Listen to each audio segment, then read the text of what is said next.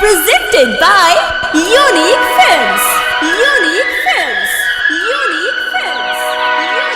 Don't touch me. हम किसी दूसरे की अमानत है। नहीं, तुम सिर्फ मेरी हो और किसी की नहीं हो सकती। हम दोनों के बीच अगर कोई आया तो समझो वो मर गया।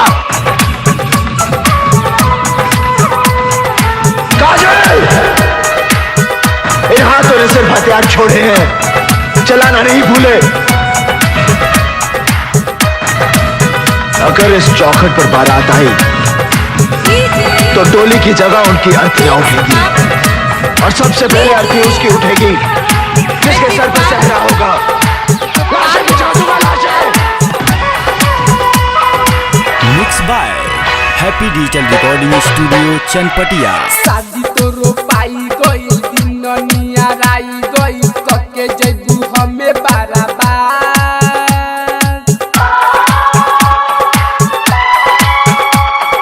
अब नहीं बात होई नहीं मुलाकात होई फोन नहीं करब एकरा। शादी तो रोपाई गई दिन नियाराई गई कके जैबू हमें बराबर। अब नहीं बात होई नहीं मुलाकात होई फोन नहीं करब एकरा। फोन नहीं करब एकरा। म्यूजिक बाय वैभव इंसान। भूल जा हमरा के, नफरत करी ना हम तोरा से नफरत।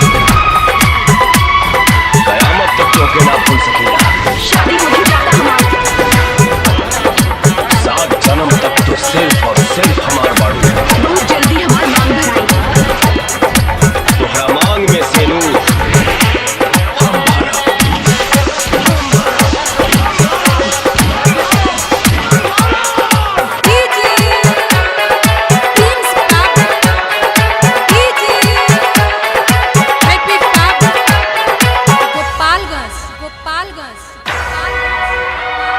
ऐसे काहे गोरी कर तारू तू तो हमारा से बतिया।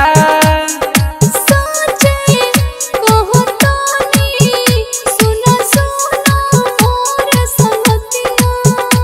एक बात कहूंगा, इस धरती पर हमारा सिवाय तू के हुआ और के नहीं को हो सका। ना होगा जब हम के हुआ और के। ऐसे काहे गोरी कर तारू तू तो हमारा से बतिया। सोचे कहो तानी सुना सुना मोर संगतिया।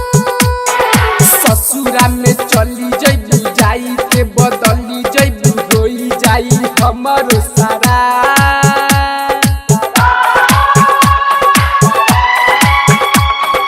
अब नहीं बात होई नहीं मुलाकात होई फोन नहीं करब एकरा।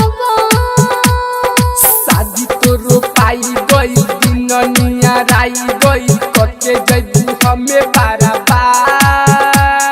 अब नहीं बात होई नहीं मुलाकात होई फोन नहीं करब एकरा।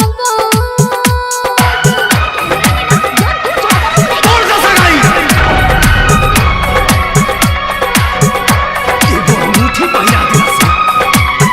अगर तू होकर हो जाइबो तहिला हमरा हाथ से पहिला अंगूठी तब तो तू हमार हो जाइबी ना।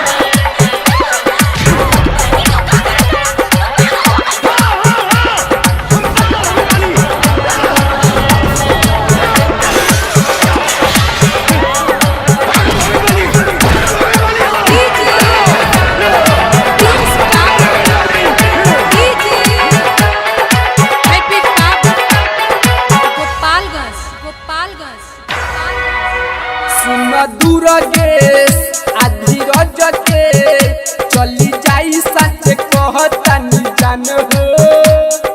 जानी बोला ऐसे धीरज तोहरे में बसला परान हो। कयामत तक तो ना भूल सकेगा। शादी होगी जाता हमारा। 7 जन्म तक तो सिर्फ और सिर्फ हमार बाड़ू। सुन दूर गेस आधी रज के चली जाई सच कहतानी जान हो।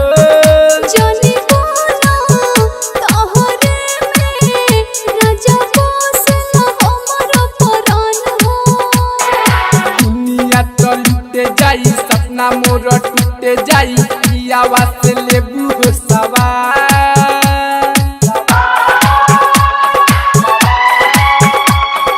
अब नहीं बात होई नहीं मुलाकात होई फोन नहीं करब एकराबा।